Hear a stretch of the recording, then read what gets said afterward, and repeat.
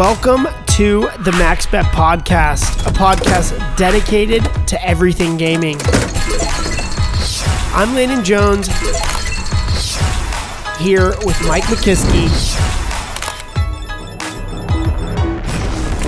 Let's get started.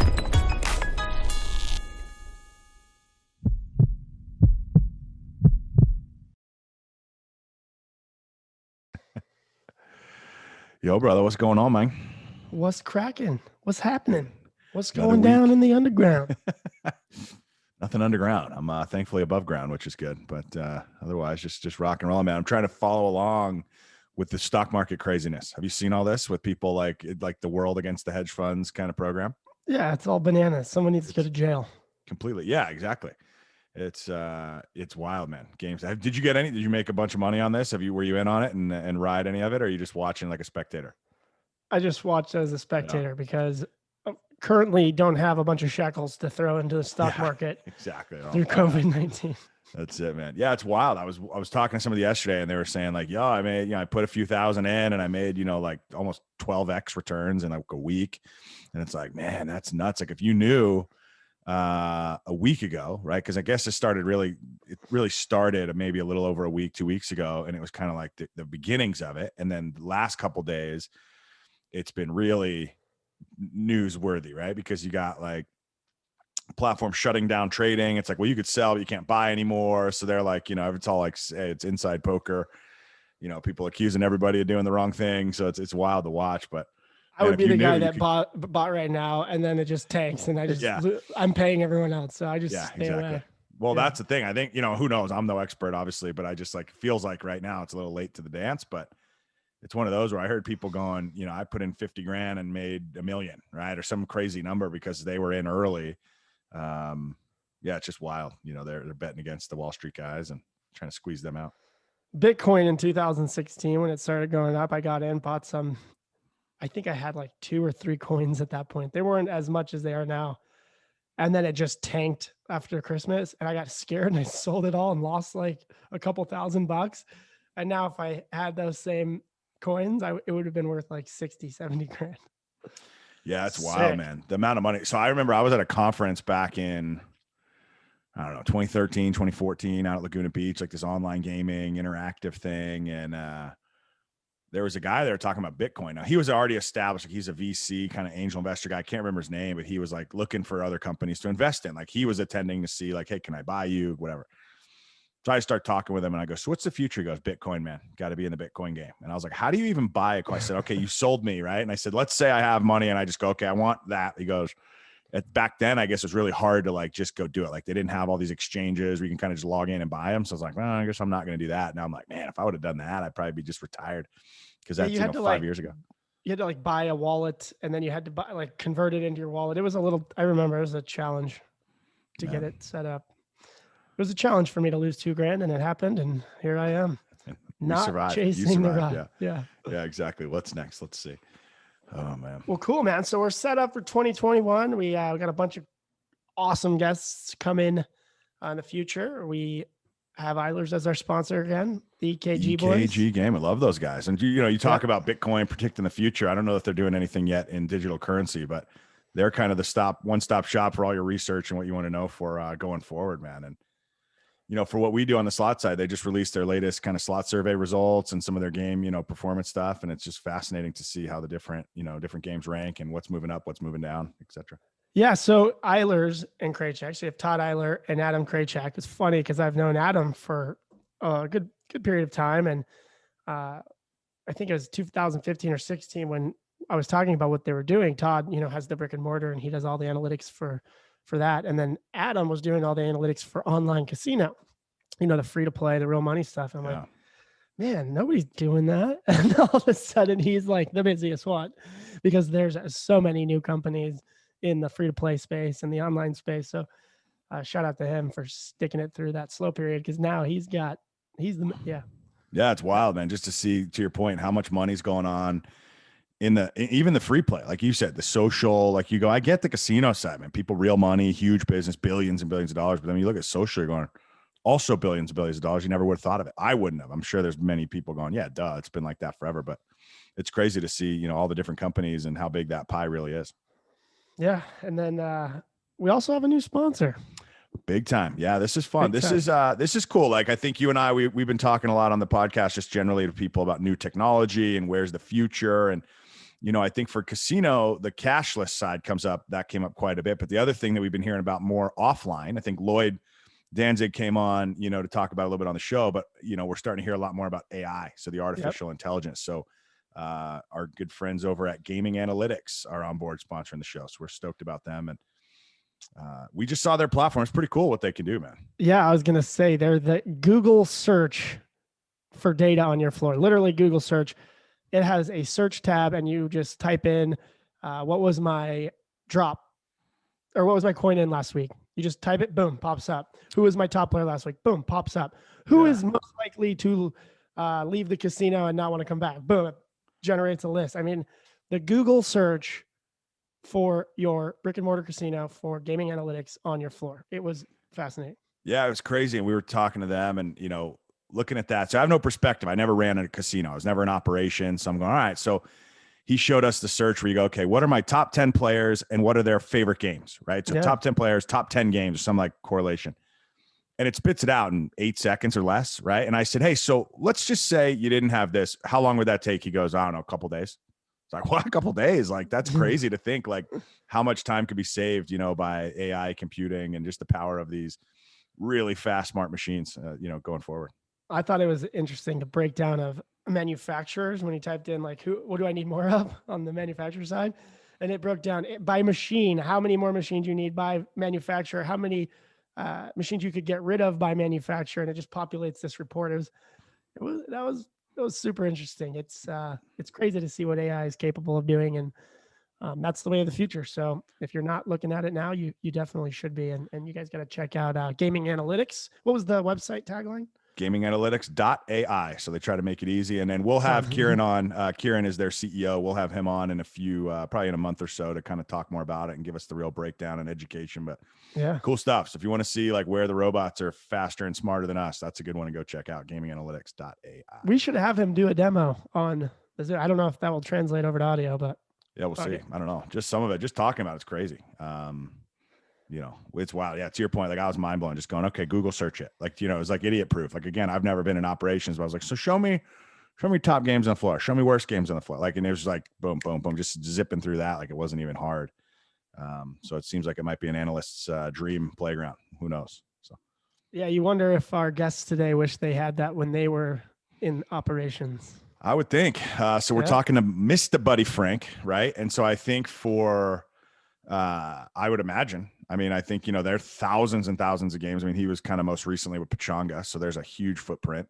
I got to believe the amount of decisions he was asked to make, the amount of data he was supposed to look at was pretty huge. We have that many games and they're not exactly empty. They got a huge player base, huge traffics. It's like the amount of data that's just flowing through would be, is impressive. So yeah, I'm sure there's, AI would have made that a little faster for him as well. So wonder if AI can fix your mic.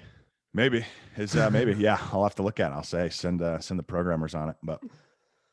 Well, awesome. Let's go ahead and bring Buddy Frank in and get to chatting with him and see what he's been up to. He's semi-retired. So we got him on the show today. Buddy, welcome to the podcast, man.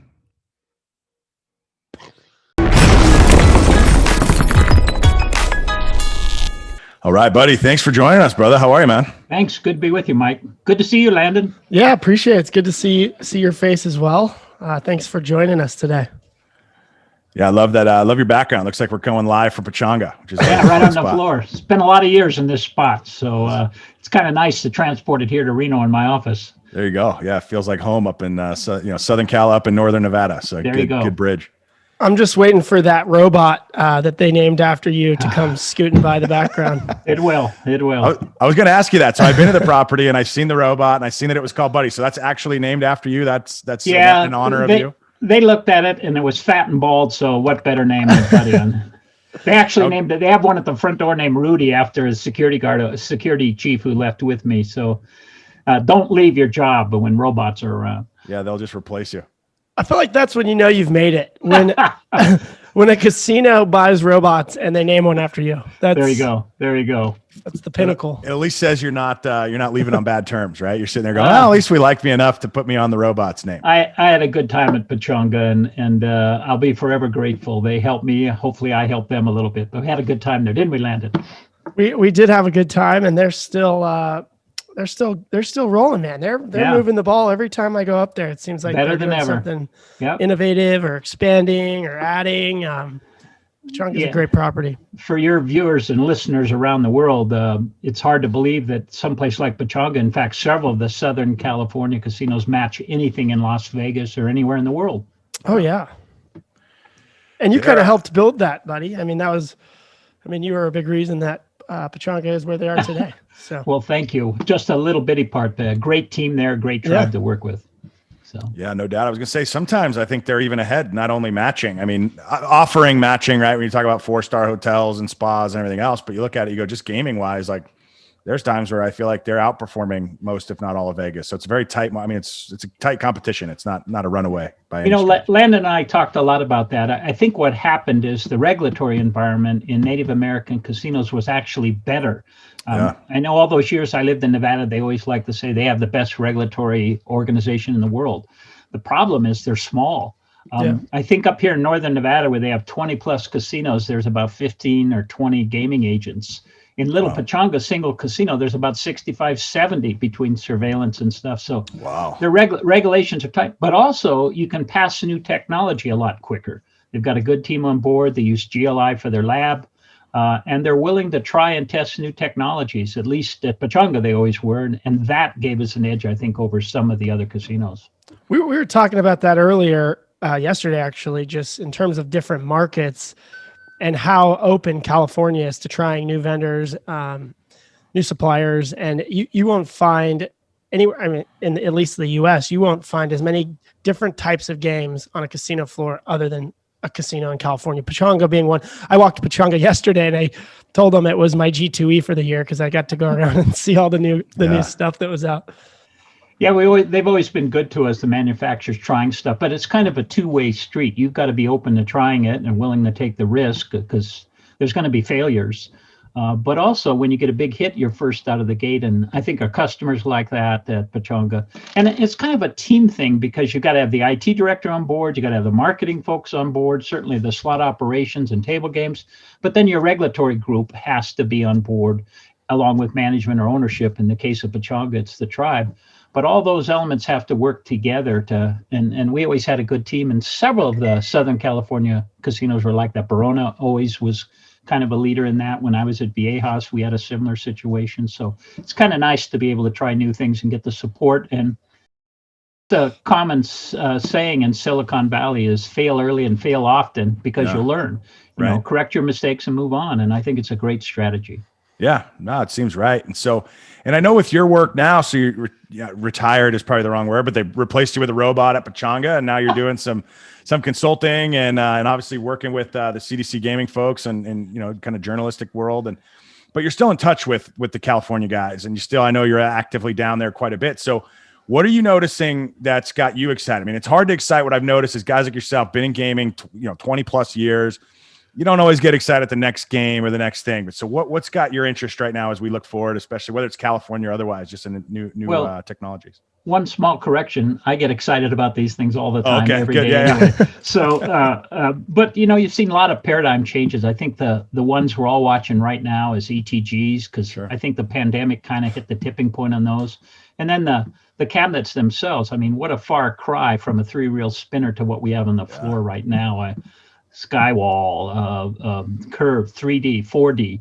It's amazing, the visual and this curved screens. I remember Bally was real instrumental in a single curve. Now we got them curving upside down, inside out, convex, concave, every dimension you can imagine. But there's also that whole element of online live sports betting. That kind of all goes together. And then another one we can talk about that I think is another one of those paradigm changing is cashless gaming. Yep. I mean, it's ridiculous that Home Depot and 7-Eleven are years ahead of us in that segment, but it's coming to gaming and will be there soon. It's already in table games. Yeah. I consult with a group called Play On, and they've been out on tables for about 3-4 years now. Southern California first, then nationwide. and it makes it really easy.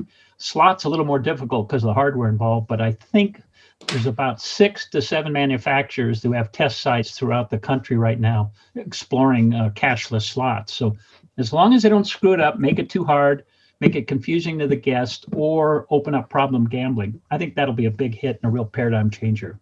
Yeah, I mean, we've had the technology for decades. It's just implementing it, both on the regulatory side and then also, I guess, just trying to condition players to accept it, right? The operational side. But this is really this pandemic, which is, again, I always keep saying this, it's not a good thing, but there are some good things that will come out of it, like reconditioning people and taking the opportunity to kind of try some new stuff. So, you know, that's a really interesting topic. I wrote a piece about 2 months ago about lessons from the pandemic, and nothing is good about it. But it forced a lot of operators to reduce the size of their floor. And a lot of them went as drastic as 50%, 30% of their slots. So a lot of people started cutting back. And since they hadn't done it carefully in a while, they really started looking at their analytics. Lo and behold, a couple of casinos with as much as a 50% cutback saw an increase in profitability. And that's not just because your loss leaders like restaurants and entertainment were gone. It's because, well, let me give you a 101 primer on how to be a good slot director. Add more of the best machines, get rid of the worst ones. That sounds simple, but, you know, I think in my story, I pointed out something like Lightning Link, people would have one bank. Yet the machines was doing 200, 250% of normal. A plug to Atlanta, when you put an Orion in there when they were new, they were just off the chart. But people would put one bank, maybe two, when they were 200 and 300% house average. Why not just keep adding them until that levels off? By the same token, get rid of your dogs. And a lot of those same surveys, both the Eilers surveys and the Real Metrics folks, and both of those firms, I'll give them a plug because they let me look at their data. I actually know more now than I did when I was up in Tonga.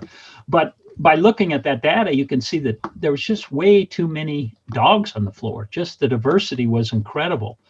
Some things had as many as 200 different video titles on the floor that were below 50% house average. So the pandemic taught people to look a little careful. Again, get rid of your weaker performers, add more of the good ones when it's appropriate. Really look at the analytics, and you can, you know, make the customers happy because now they can come in and find a game they want to play, and therefore they'll come back more often. But it really increased productivity. So despite the trouble some people are having, and I think probably the Strip has hurt as much as anyone. I think so. But a lot of casinos, especially local casinos, are seeing better results than they did the previous year. Do you think that adding a better entertainment value stretches the customer's dollar further? So if you have better games on your floor, it's a better entertainment experience. Are they going to dig deeper into their wallet, or do they still have the same spend? Well, I wish all customers were alike, Lana, but they're not. Obviously, with some customers, that's the key. And it isn't so much the fact of stretching their dollars as much as you want them to have a good time when they spend their dollars, so they'll come back. I got a, you know, that basic rule of getting rid of the dogs and adding more of the good ones. Yeah. That's 101. But if you move on to class 401, the master's degree, you're going to learn there's a lot of nuances. Like you got to manage your dogs. I had a general manager once, and I won't mention his name, but he called me and he said, listen, I want all those machines to be above house average. And he was obviously a little math impaired because you can't ever do that. You know, you're always going to have some machines below average. So you got to manage those just as much as you do the winners. And that's the whole thing behind like video poker. Yeah. You'll find a lot of corporate guys will say, I got to get rid of nickel video poker. It's no good. Problem is when you get rid of nickel video poker, and in my case, particularly loose nickel video poker, those customers will go away and they won't come back because it's not a product for them. So I often ask those corporate guys, what part of their dollars don't you like? Right. Because you got to have some games below average. Why not put a game in that's pleasing a certain segment of your customers? Because you get rid of them, they won't be there. I wish we could all put 12% hold games in, pack the floor, and people would stream in. But customers are different. Some have small budgets, some have big. Some like high volatility, some like dribble pays. Some guys just want to spend 3 hours at the casino. Other guys just want a chance to win big. So there's so many varied audiences, and you got to tailor it to the mix you have at your casino. Yeah. It's a great explanation. Yeah, I never really thought about that. I mean, you're right. Because like, you know, to your point, the beginning, I'm probably the 101 class. I've never run the casino, right? So I'm sitting there going, yeah, get rid of the bad ones, put the good ones in. But then all that's going to do, potentially just raise the average. So it just makes the bar higher to jump over. So it probably makes sense to say, you know what, well, keep a few of these dogs. And if they're niche games, like to your point, the 5-cent nickel video, whatever, then you have a reason to keep them, even if it's going half house. You're like, yeah, I know it's only half house average, but guess what? They're a specialty player. Yeah. They're not spending money on anything else. Yeah, I never really thought of that. It's a pretty interesting point. Well, Landon knows this one. There's the quarter reel spinner that's out there in the house right now. Probably one of the most popular games in any casino if you just look at handle pulls. You look at revenue, it's probably below house average, probably 70, 80% house average, maybe 60, but extremely popular because of the handle pulls. So again, if you got to have some games below house average, why not go for games that make your customers happy and they come back time and again? Yeah. So you need that balance. You got to manage your good ones in a certain way. You got to manage your bad ones in a certain way. And then you got to have if you're a casino that meets or advertises itself to all segments, like Pechanga here, it has not only locals, it has low-end locals, it has very high-end guests, it has tourists, it has golfers, it has Asians, it has all the different mixes in one. So you got to play. Thankfully, they've got a lot of machines there, over 4,000, and so you got to have a nice balance of mix. But you need to manage the good ones, the bad ones, and hopefully bring more to the bottom line without jacking up the odds too bad. Yeah. I just left yesterday. They said they were at 5,100. I can't even keep track of how many. We have these spreadsheets where we, put the amount of slots and yada yada. But I have to call them weekly because it changes. You never know how many games they're adding. I started my career in the Reno market, and we could draw a little circle around Reno. At the time, it was about 200,000 people, so there wasn't much local business. But then we could draw all the Pacific Northwest and everything, and I think we had potential of over 1 million customers, maybe 2 million in that circle. Wow. So I get to Pechanga and draw that same little circle out, and there's almost 14 million people. So how big is that circle that you guys draw? You're going to stretch to the north end of LA, and then you're going to go down to San Diego. Now, the weird thing is every time a new general manager, they'd come in and they'd say, hey, there's only like 10 to 20% San Diego, and it's all 80 LA. Why don't we go after San Diego? Well, as Landon knows, there's an awful lot of competition from Pechanga south. And so those casinos do a good job of attracting that market. But to the north, there's 3 big ones, but essentially a huge crowd. And so Pechanga really specializes in the high-end side of that LA crowd. And essentially, it's an hour to 2-hour drive. Yeah. Yeah. So you mentioned earlier, you said COVID, right? You're learning a lot of things in COVID at times and kind of changing the way we do things. It feels like this was your time, not because of COVID, but you had originally popularized a theory like the urinal theory, right? We're saying, hey, when we're banking things, these 10 in a row don't work anymore because you really get every other game. And it feels like now that's being applied more than ever because it's like no one wants to sit by anybody else. And so have you seen, part of that reduction, it seems like everybody's going smaller banks. Do you think that'll hold moving forward? You've been advocating that a long time. Well, there was that certain sociological thing of you don't like to get in someone's space. It's just a certain point where you don't want to be too close. Yeah. And in slots, that was like every other machine. But then everybody came out with rounds. They got that out of the retail fashion thing, and the rounds spread them out. So you can go with tripods or quads or 8 rounds. And so we found great productivity. And then certainly the end caps were just off the charts. And so we learned that there were some social implications. So then along comes COVID, and you had to reduce machines, yet people still had good results. That's one thing. The interesting thing here, there's a casino in Reno called the Peppermill. Yep. And I think they went out and bought a plexiglass factory the first week of this pandemic. But they got really clear plexiglass, so clear that they had to add decals on it because otherwise you'd bang into this stuff. All of a sudden, the guests are saying, hey, when this is over, leave those things up, because you don't want to sit down and be overpowered by Landon's cologne, So it was just awful. And so they actually liked the isolation, yet they still feel they were part of everything because it was so clear. So I think we've got to study that and see what that means to the future. Now, I just wrote a piece that I think it just came out yesterday or the day before about my 10 wishes for the new year. I was going to ask you about that. And one of the elements I put in there is cleanliness. The casinos today and the hotel rooms and the slots and the restrooms and the restaurants are cleaner than they've ever been, because everyone's out there running around with an antibacterial cream. As soon as a player gets up, half the casinos are wiping down the slots. I don't see any reason why we don't keep that standard going all the time. So that's one of my wishes, since we've developed the practice and the habit. Let's just keep it going, because I used to get 2, 3, 4 colds a year. I haven't had one since all this started. So it's making a difference. Yeah, I wouldn't mind not shaking people's hands forever either. Sometimes you just shake someone's hand, you're like, I don't know what you've been up to. I'm gonna go. Yeah, but it doesn't look good when you spray right in front of them, So I'll stick the daps, the pounds. That is weird. Like right now, I don't think anybody takes offense. Like you give somebody a handshake and then you're 2 steps away, you get a little spritz of the sanitizer. I don't think, I guess I've not taken that personally. Hopefully I've not offended anybody in the last 10 months of that, but I don't see why not. To your point, like if it's clean, it's good, right? Yeah, and I'm assuming it's jobs. Like, so for folks, there's people that get to do that. I mean, not get to, but that's their job. And so that's good news. I mean, the only thing I would see changing is masks. Like if I don't have to wear it, I probably wouldn't wear it. But other than that, in my piece, I said that's one thing I wouldn't mind losing is the mask, but the rest is good. Landon knows I have lots of these silly sayings that I keep doing. Hit them with us. Hit us with the buddyisms. Well, one of them was, I think they judge your casino by your restroom. If they go into your restroom and you have marble and it's spotless and gold fixtures and it looks premium, that'll give you the feeling about the whole place. And I hate to say, I've gone into a few casinos where the casino's magnificent. You go in the restroom and you're going, I got to get out of here.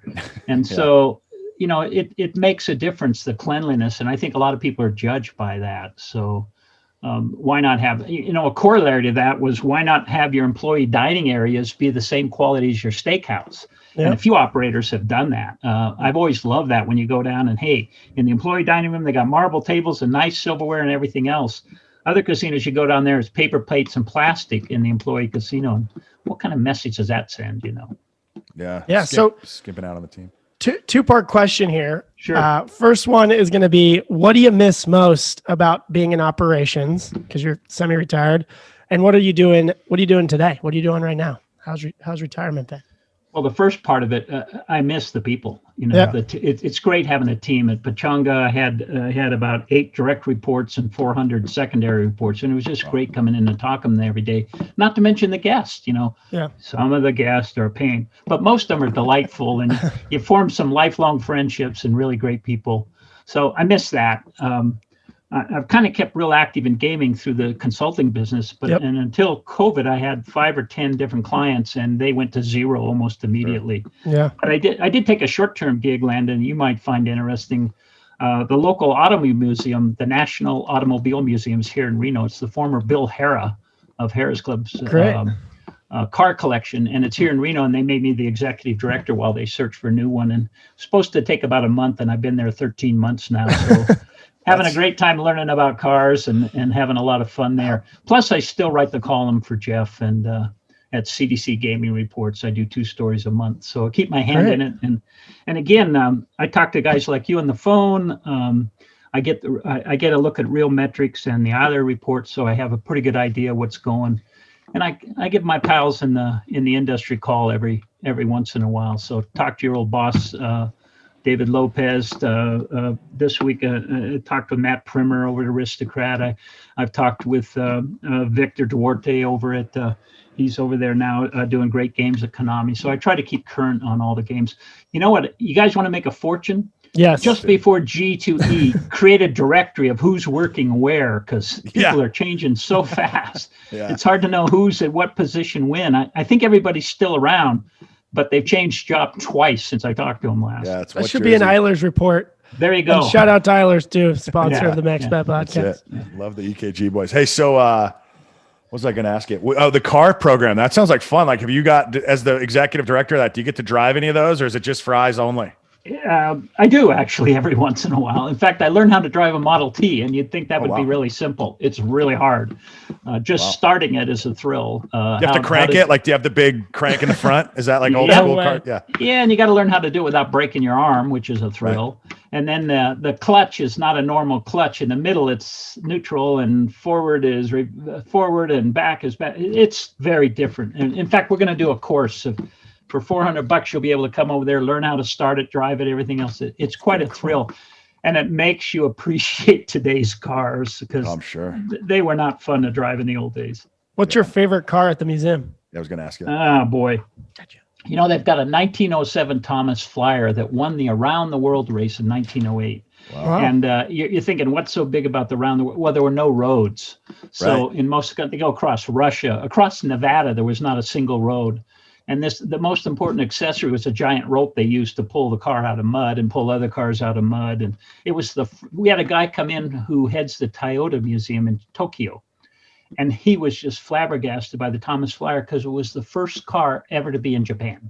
So, things like that are really, really rare. You could probably come in and buy it if you had 20 or 25 million, but we don't want to sell it. But, it's that's what that one car costs, 25 million for the one? Yeah, probably. Wow. I mean, I guess it's 113 years old. There's probably not a lot of them floating around. Yeah, it's in the National Historic Registry of Vehicles. It's number 12 on that list. It's pretty historic, rare car. And there's a lot of really nice ones. There's a 1936 Mercedes there that they used to produce, those called the 500K. They used to only produce them for generals and big mucks in the Nazi party. And most of them got destroyed, but this one came out through Switzerland. Gorgeous car, but amazing. It's a lot of fun. And plus the Bill Harrah history fascinates me because he was quite an influential guy in our industry. First casino to ever go public, which is really big. First one to really endorse regulations. First one ever to do surveys. First carpet in a casino. A slot leader.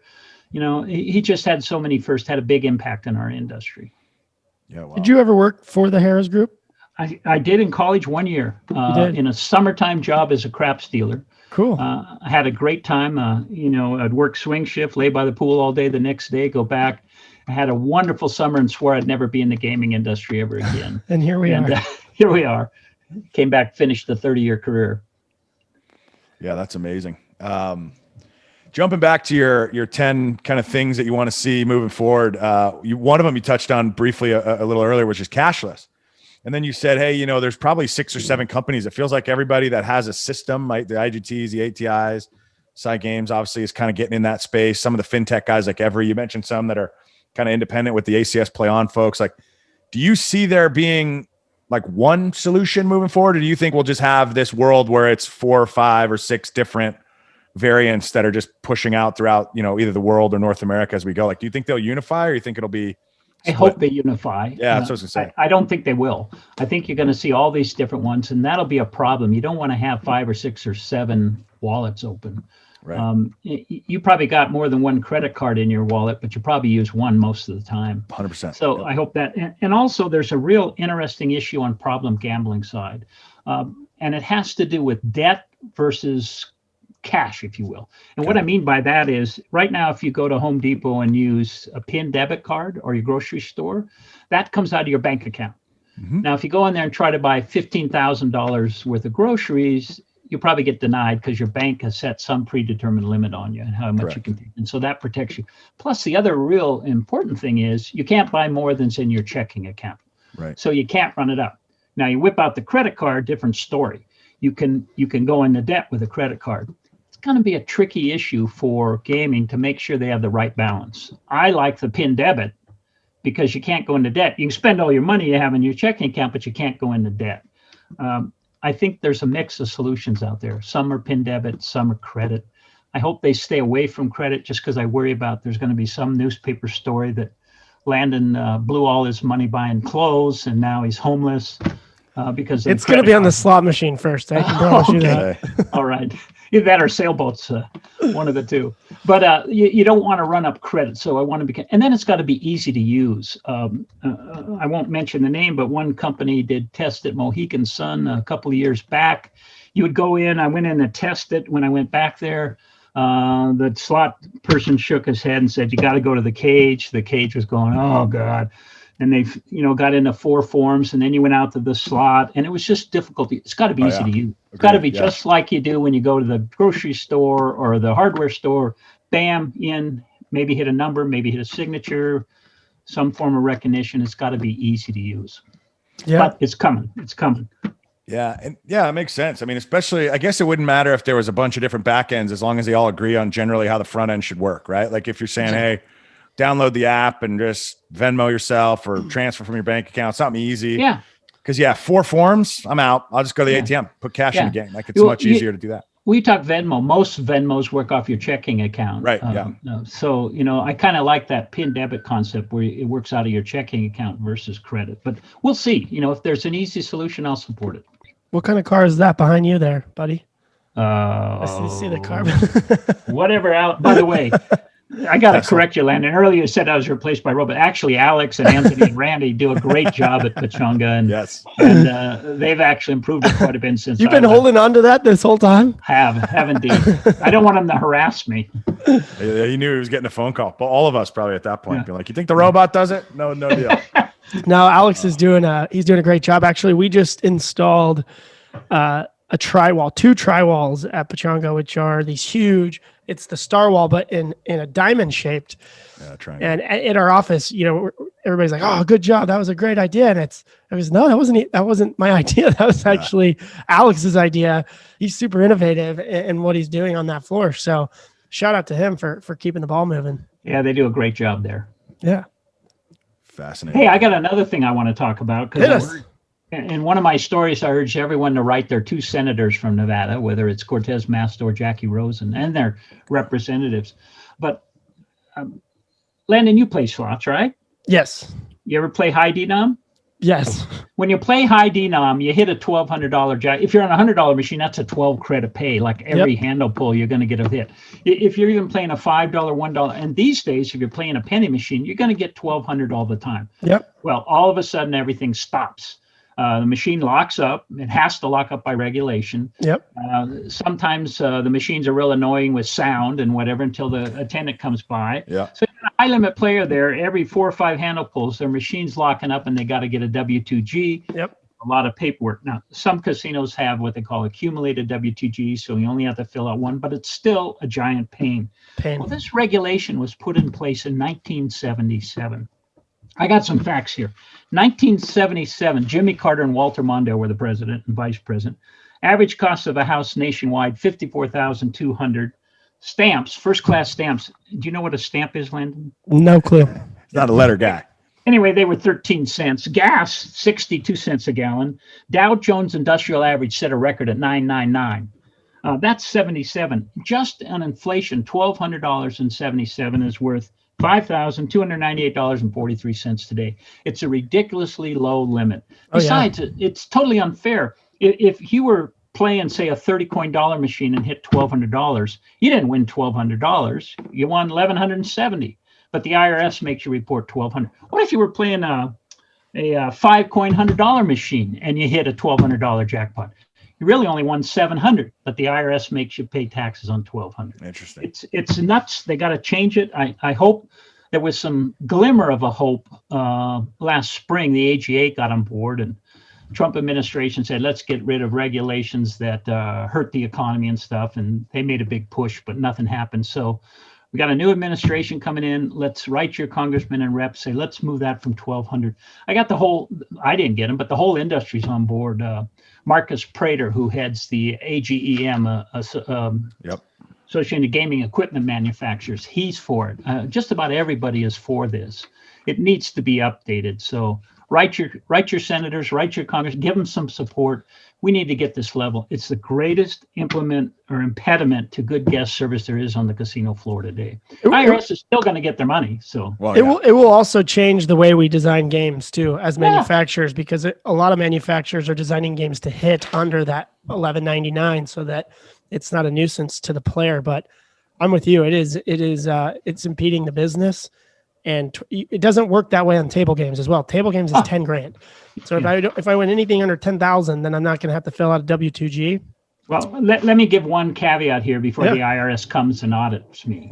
If you hit $1 payout on the slot machine, you're supposed to report that in your taxes, like Landon does. Yep. But the casino only has to issue an official W2G.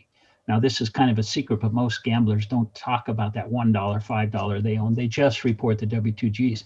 And you think maybe they're cheating, but the law is so unfair because it only lets you deduct your losses up to the amount of your winnings, which is nuts. Because if that was the case and everybody won more than they lost, you wouldn't see this building behind me, because customers over time, we're going to make a percentage of the money. And then there's the final thing. I point out the example. Imagine you came in the casino, you're landing, you got $200 to blow, you're going to have a good night. So you go to Pechanga here, you play for 4 or 5 hours, you win a $1,200, maybe a $2,500, a $1,500.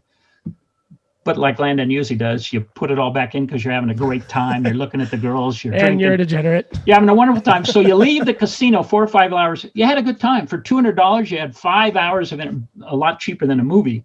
You had a great time that night. Everything's happy. Behold, you have a $1,300 tax bill. You lost $200, you have a $1,300 tax bill. And what was fascinating in doing my research, I found this obscure federal court appeals judge. His name was Brett Kavanaugh. Interesting. Heard of Now him.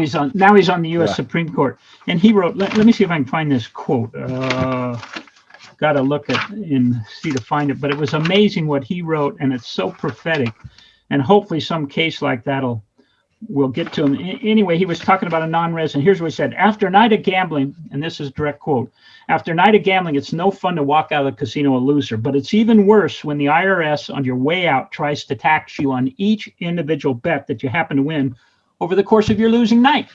So it's just unfair taxes, and we can't get at that, but you can get at that $1,200 limit. So do me a favor, tell your friends, neighbors, relatives. Mega stars like you guys, radio stars, have great influence. So write these senators, tell them you really support this, or you'll trash them on the radio. We'll see what they say. What's the number you think? You mentioned 5, but I'm hearing 10. So should we where do you want to ask for? So write your senator and say it should be what? Well, Pechanga, they had a proposal out. What was this, landed about 4 years ago? They wanted to go to $600, which was astronomical, going the wrong way. So we did a study at Pechanga. We looked at all the jackpots from 600 up. And let's see, back and then, 88% of all jackpots were 1,200 or greater. Only 4% were 5,000 and above. Now that's back in 77. I was a news reporter. But that's about the amount of $1,200 jackpots back in 77. Wow. So essentially, if you went to 5,000, it would eliminate this horrible guest service distraction for most of the players. You're still going to have to pay if you hit big ones. But to your point, there's not that many jackpots between 5,000 and 10,000. So I think 5,000 is a great level. Matches up with inflation data. It's a good number, and I think the industry would be happy about that. How about this too? This is pretty interesting. So 2019, I had 87 W-2Gs. Right. Nice. And I'm talking with my tax, and I can tell you that I didn't win any money on those. At the end of the day, it was under what I had won, right? And so I'm writing my wins off of my losses, and you can't even submit a win-loss statement from a casino saying, hey, this is what I lost, this is what I won. That the IRS they won't allow that. You have to have a documented journal, which, by the way, you can create on your own with dates, wins, and losses.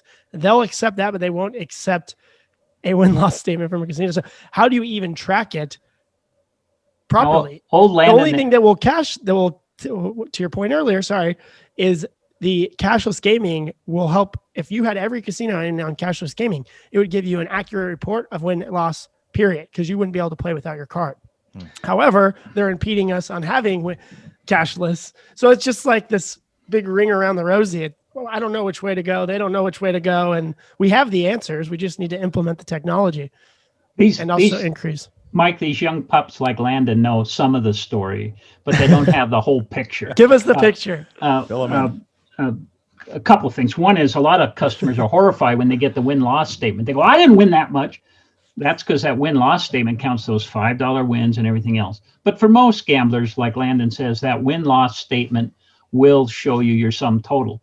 And if you're like most gamblers, you probably lost more than you win unless you hit mega bucks last year. Sure. So I've been called as a witness in a couple of tax cases with the people thing. Ooh. And the win-loss statement from the casino does help, Landon, but they won't take that alone. You need 3 things. And I urge every gambler's listeners to do this.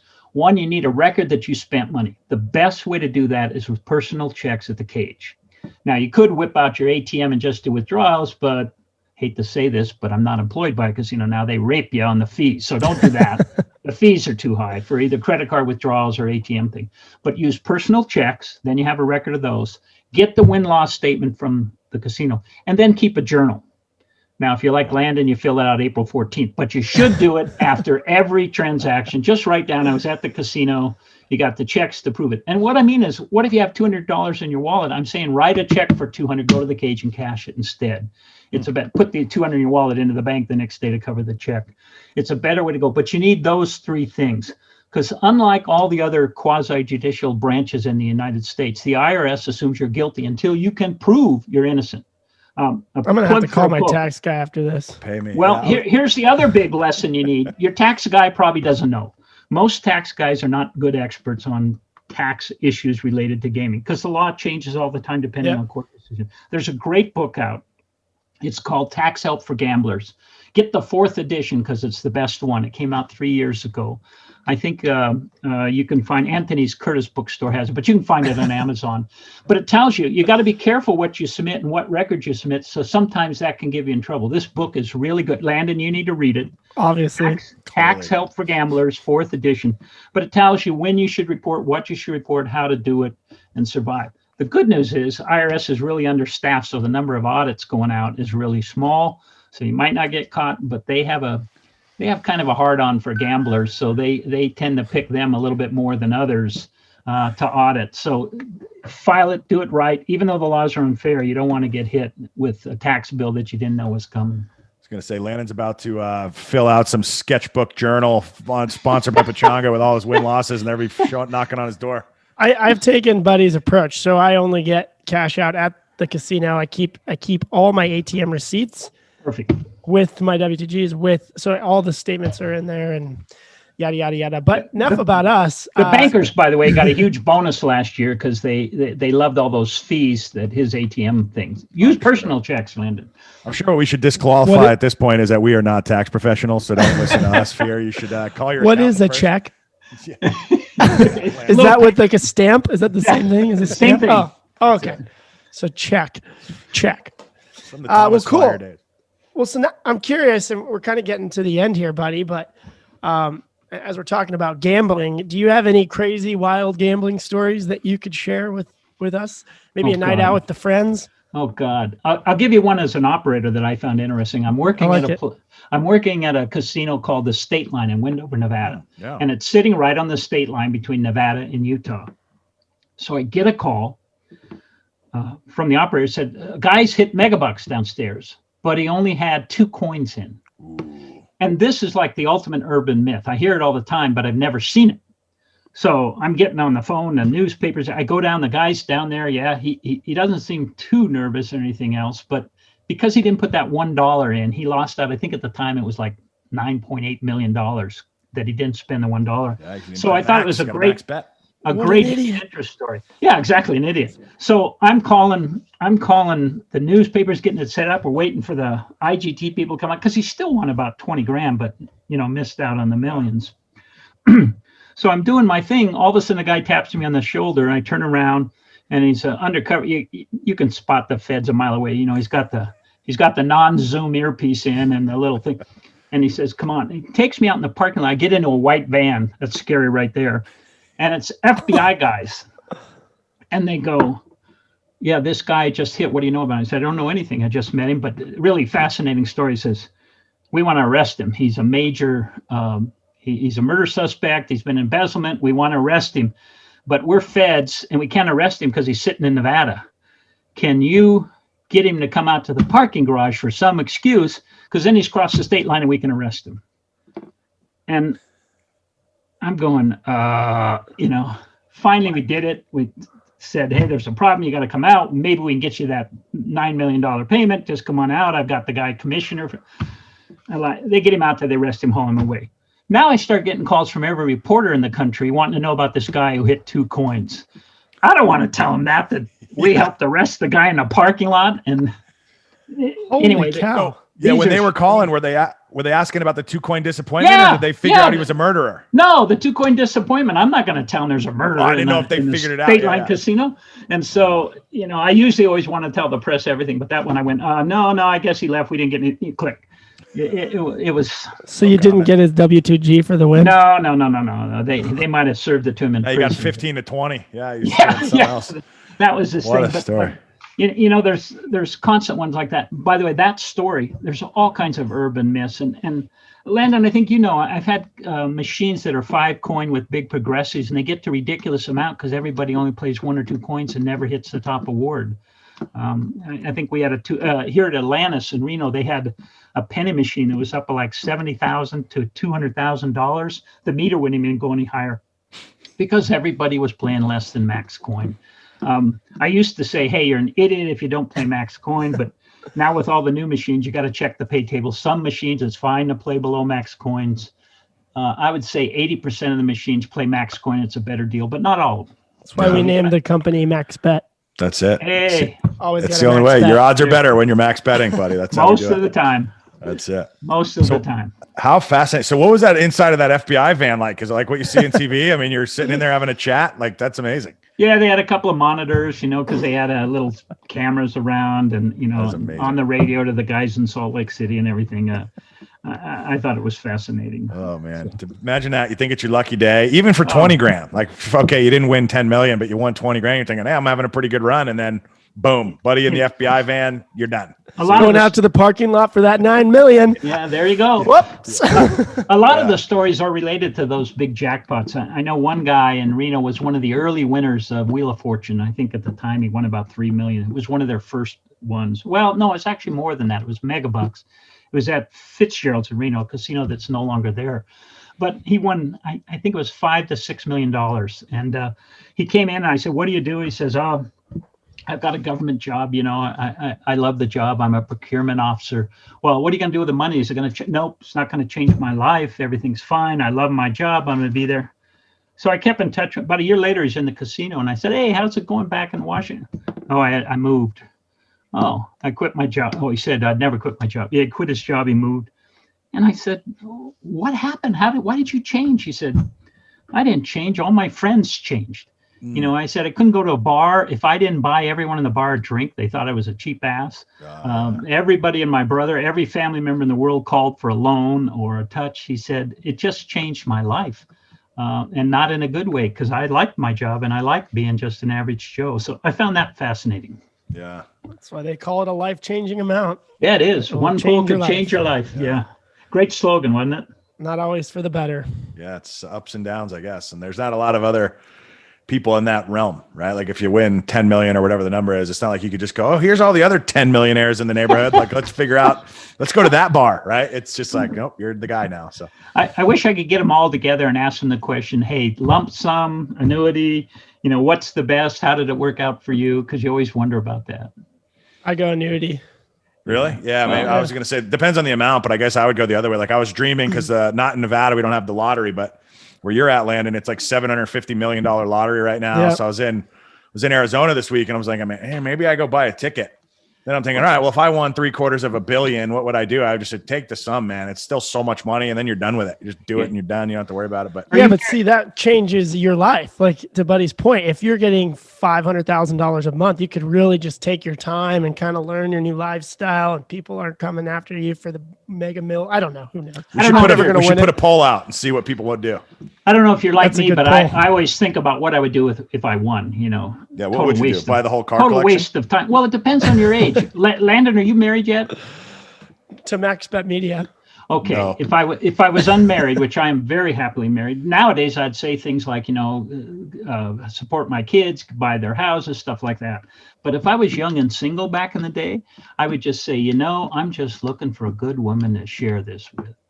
Man, it would be so great, Landon. Anyway, different things you do. And here's the other sad thing I do. I start thinking, what if I won 100 million? And then I go, well, I need a yacht. I used to think a 40-footer would be great, but I need a 65-footer. And San Diego fees in the marina right now are really high. And the crew, damn, that's not enough money. Yeah, you're broke real quick on a yacht. Back in the casino or whatever. Yeah. So you have those crazy ideas. But isn't it funny? Landon knows this. I kind of really like analytics and math and the performance and the pay table. So I know the odds really, really well. And I know which machines are loose generally and which ones are not.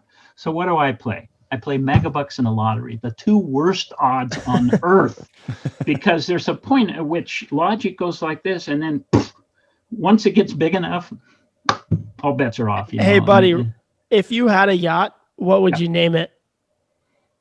Probably Tahoe Mist. Tahoe Mist. Yeah. That was quick and right on point there. Fastest we've ever heard someone answer that. You got to think this thing out, That's it. Tahoe And I do Miss. love that. We got one more question, but before we get Sure. to it, I do love that you got Landon's new Tinder headline. He's like $500 million lump sum, just looking for a girl to spend it with. That's his new perfect. online dating headline. That's perfect. Yeah, he'd have to Keeping get a journal. You'd have to get an appointment secretary to book those outings. You know. He needs it now.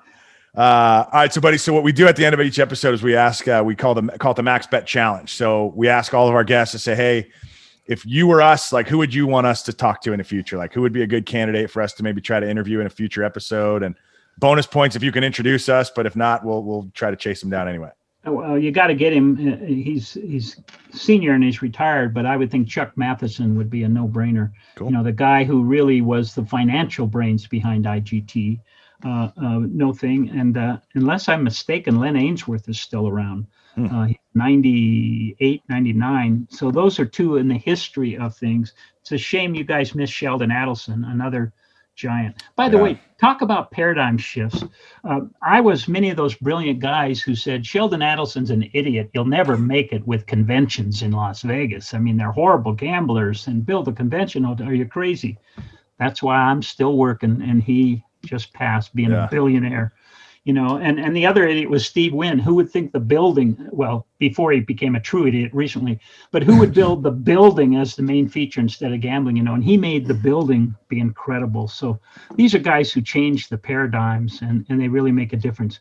Other than that, the guys I would really like to talk to and I love are the game designers themselves. Landon, you know a few of them at your thing. But there's some legendary. Scott Olive from Australia has his own design firm, but works a lot with Aristocrat. He designed Buffalo Lightning Lynx. You know, some of those guys are just legendary. So I'd get him in. Awesome. You got a good designer at your joint too, Lyndon. Yeah.